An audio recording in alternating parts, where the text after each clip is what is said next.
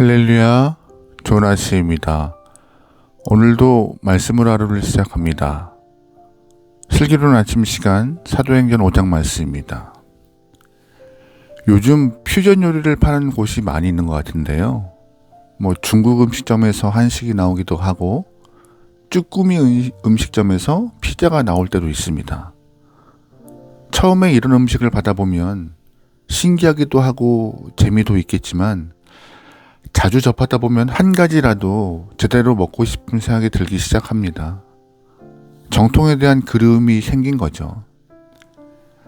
같은 맥락에서 교회를 본다면요, 어떤 교회가 본질, 즉 정통에 충실한 교회일까요? 본질에 충실한 교회는 거룩성을 가진 교회입니다. 한때 교회가 너무 거룩하면 진입장벽이 높아서 사람들이 오기가 쉽지 않다는 논리가 팽배했습니다. 그러다 보니 자연스럽게 교회의 담장을 낮춰야 한다는 목소리가 높아졌고 이웃에게 개방하는 교회도 많아졌죠. 교회에서 유행가가 울려 퍼지기도 하고 교회 공간이 문화공간으로 바뀐 적도 있습니다. 하지만 문화공간은 교회가 아니라 시청이나 구청에서 훨씬 더 좋은 곳을 제공하고 있습니다. 심지어 교회 음악도 시끄러운 음악이 대세가 된 적도 있죠. 하지만 세상이 시끄러워서 좀 조용하게 있고 싶어 교회로 와서 침묵과 경건을 소망했는데 교회에 오니 세상보다 더 시끄럽다고 힘들어하는 분들도 많아졌습니다. 교회의 거룩성은 죄와 분리되는 것입니다.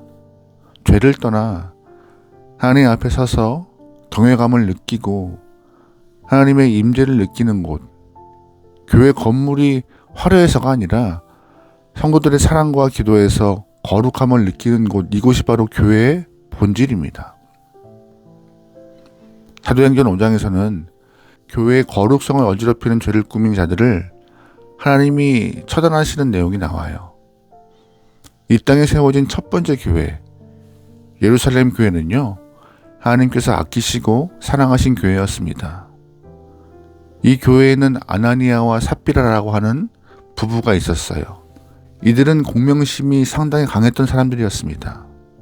어떻게 하면 사람들에게 존경받을 수 있을까 고민하다가 자신들이 가지고 있던 재산을 팔아 교회에 내놓기로 결정하죠. 그런데 재산을 팔고 보니 아깝다라는 생각이 들기 시작했고 얼마를 감추고 난 이후 일부만 베드로에게 내놓게 됩니다. 성령님은 베드로에게 아나니아와 삽비라가 하나님을 속이려 한다는 것을 알려줍니다. 전부를 가져오지 않아서가 아니라 하나님을 속이려 하는 그런 시도, 다시 말해 교회의 거룩성을 해치려는 거짓 시도가 문제였던 것이죠. 베드로가 성령의 힘을 입어서 강하게 책망합니다. 3절 말씀이에요. 베드로가 이르되 아나니아야 어찌하여 사탄이 내 마음에 가득하여 내가 성령을 속이고 땅값 얼마를 감추었느냐. 땅이 그대로 있을 때는 내 땅이 아니며 판 후에도 내 마음대로 할 수가 없더냐. 어찌하여 이 일을 내 마음에 두었느냐. 사람에게 거짓말 한 것이 아니요 하나님께로다. 아멘. 하나님과 성령을 속이려 한 시도는 교회의 거룩성을 해치려 하는 악한 일이었습니다. 베드로는 성령께서 알게 하신 대로 그들을 책망했죠. 베드로의 책망을 받은 아나니아는 그만 세상을 떠나버리게 됩니다. 5절 말씀이에요. 아나니아가 이 말을 듣고 엎드려져 혼이 떠나니 이 일을 듣는 사람이 다 크게 두려워하였더라. 아멘. 뒤따라오던 삽비라도 역시 거짓말을 했고 그녀도 세상을 떠납니다. 부부가 한날 한시에 세상을 떠나는 비극적인 일이 일어난 것이죠. 우리는 이 사건을 보면서 두 가지 교훈을 얻습니다. 하나는 하나님을 속이면 안 된다는 것이고 또 하나는 교회의 거룩성을 해치면 죽음으로 갚아야 한다는 것입니다. 그런데 이 부분에서 의문이 생깁니다. 첫 번째는 무엇이냐? 이 일이 사람이 죽을 만한 일인가? 또한 두 번째는 하나님께서 이 정도 일로 두 사람을 데려가시면 오늘 교회에서 살아남을 사람이 있는가? 라는 질문인 것이죠. 이 질문에 대한 하나님의 답은 시범 케이스입니다. 하나님은 예루살렘 교회를 세우시고 앞으로 모든 교회의 모델로 삼기 원하셨어요. 그래서 하나님은 첫 번째 교회인 예루살렘 교회의 거룩성을 해치는 영혼들을 두고 볼 수가 없었던 것이었습니다. 시범 케이스로 이들을 정리하신 것이죠. 사실 하나님은 이스라엘 백성들이 출애굽할 때에도 이스라엘 공동체에 죄가 들어오는 것을 용납하지 않으셨어요. 여리고성 전투를 마치고 여리고성에서 탈취한 모든 것을 하나님의 곳간에 드리라고 하신 적이 있습니다. 하지만 아간은 이를 어겼죠.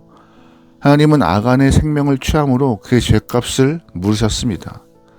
그 옛날 아간을 데려가신 것처럼 아나니아와 삽비라도 교회의 거룩성을 훼손하는 죄였기 때문에 그들을 심판하신 것입니다. 이런 일이 사람들에게 소문으로 퍼지기 시작해요. 사람들은 두려워하죠. 11절이에요. 온 교회와 이 일을 듣는 사람이 다 크게 두려워하니라. 아멘. 당연히 두려워할 수밖에 없겠죠. 하지만 이러한 두려움은 하나님에 대한 경외감입니다. 우리는 하나님을 사랑의 하나님 아니면 어떤 죄도 용서하시는 하나님으로 생각합니다. 맞는 말입니다. 성경 곳곳에서 하나님을 사랑이라고 정의하죠. 그런데 하나님을 사랑으로만 강조하면은요, 교회의 거룩성을 가볍게 생각하는 경우가 발생합니다. 나의 행위가 교회의 거룩성을 훼손하고 하나님을 불편하게 만든 사실을 인지하지 못하는 경우가 발생하는 것이죠. 하나님에 대한 경외감은 교회 공동체를 정결하게 하고 깨끗하게 하는 데 도움이 됩니다. 그래서일까요? 아나니아와 삽비라 사건 이후 더 놀라운 일이 발생해요. 7절 말씀입니다. 믿고 주께로 나오는 자가 더 많으니 남녀의 큰 무리더라. 아멘. 아이러니하게도 교회에서 사람이 죽었다는 소문이 예루살렘에 파다하게 퍼졌지만 믿고 주께로 돌아오는 사람이 더 많다라고 설명하고 있습니다. 이걸 어떻게 이해할 수 있겠습니까? 교회 공동체에서 죄가 떠나면 세상과 다른 차원의 공동체가 되는 것입니다. 믿지 않은 사람들은 속이고 이간질하고 자기가 주인 되어 살아가는데 교회 공동체는 거짓이 없는 것이죠. 그래서 교회의 거룩성이 담보가 되는 것이고 믿지 않은 사람들은 교회를 신뢰하고 다시금 교회로 돌아오게 되는 것입니다. 여러분, 교회가 거룩성을 가지면 전도에 큰 유익됨을 꼭 기억하십시오. 초대교회 역사를 보면서 우리 교회를 대입해 봅니다. 우리 교회는 거룩한 교회입니까? 죄가 용납되고 있지는 않습니까? 나는 우리 교회 공동체에서 말과 행동으로 교회 거룩성을 훼손하고 있지는 않습니까? 모든 성도들이 합심하여 교회 거룩성을 세워가야 합니다. 이것이 전도의 중요한 첩경이 될 것입니다. 오늘 하루도 거룩한 교회를 기억하고 거룩성을 가지고 살아갈 수 있는 믿음의 백성들을 소망합니다. 아멘. 기도하시겠습니다. 하나님, 오늘 거룩한 교회를 원하시는 하나님의 뜻 앞에 서 있습니다. 아나니아와 삽비라처럼 하나님을 속이고 교회의 거룩성을 훼손했던 우리의 모습을 고백하오니 용서하여 주시옵소서. 우리 교회 공동체에서 죄를 떠나게 허락하시고 거짓이 없고 사랑이 충만한 공동체가 되게 인도하여 주시옵소서. 그 거룩함이 세상 사람들을 끌어당기는 능력 되기 원합니다. 그리고 우리가 거룩한 공동체 일원되기 원하오니 성령 하나님 우리와 함께하여 주시옵소서. 오늘 하루를 맡기오며 예수님의 이름으로 기도합니다. 아멘.